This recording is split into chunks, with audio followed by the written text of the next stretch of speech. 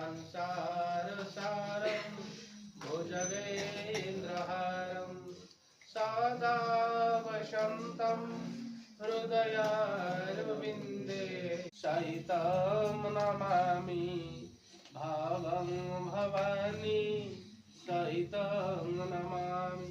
बोल भक्तवत्सल भगवान की जय। वृंदावन विहारी लाल की जय। भगवान करुणा हेइतिबारु आमे शिवे ब्रह्मांडन स्पर्श करिवे तांका आश्रम को हजार हजार संख्यार लोक आपण माने आसंतु उपकार पाइबे रोग भल हो जिवो।